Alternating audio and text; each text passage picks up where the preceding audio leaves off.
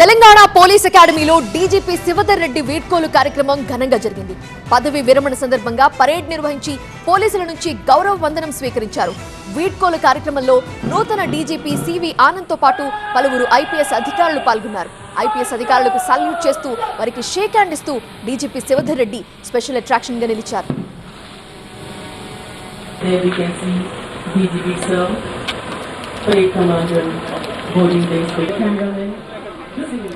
32 ఏళ్ల పాటు ప్రజల కోసం శివధర్ రెడ్డి సేవలందించారని అన్నారు నూతన డీజీపీ సివి ఆనంద్. పదవి విరమణ చేస్తున్న శివధర్ రెడ్డికి అభినందనలు తెలిపారు సివి ఆనంద్. ఎస్ఐబిలో కీలక పాత్ర వహించారని కొనియాడారు. May your example remain a lamp in corridors of and justice. May God hold you in the palm of His hand. More than 3 decades of service for the nation. సమాజంలో నార్కోటిక్స్ గురించి సమస్య బాగా విస్తరించింది. Cyber crime గురించి సమస్య బాగా విస్తరించింది. అదే కాకుండా ట్రాఫిక్ సమస్యలు బాగా పెరిగిపోయాయి.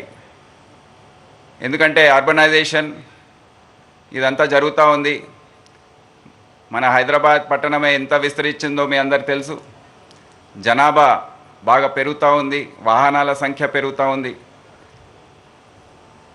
అదే కాకుండా డిజాస్టర్ ప్రకృతి వైపరీత్యాలు ఏవైతే ఉన్నాయో కాలానుగుణంగా పోలీసింగ్ లో ఎన్నో మార్పులు వచ్చాయన్నారు డీజీపీ శివధర్ రెడ్డి. తెలంగాణ ఉద్యమం నాటి పరిస్థితులని గుర్తు చేశారు. ప్రత్యేక పరిస్థితుల్లోనే తెలంగాణలో ఫ్రెండ్లీ పోలీసింగ్ విధానం తెచ్చామన్నారు. ఇకపైన పీపుల్ సెంట్రిక్ పోలీసింగ్ చేయాలని శివధర్ రెడ్డి పోలీసులకు విజ్ఞప్తి చేశారు. తెలంగాణ రాష్ట్రం వచ్చిన కొత్తల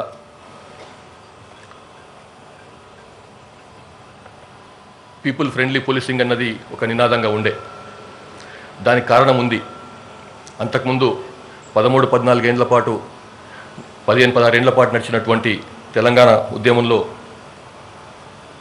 ఆ ఉద్యమాన్ని అణచివేసేందుకని చెప్పి పోలీసులు ఒక రకంగా అప్పటి వ్యవస్థలకు సహకరించను అన్నటువంటి అపప్రథ ముఖ్యంగా తెలంగాణ పోలీసుల మీద ఉండేది.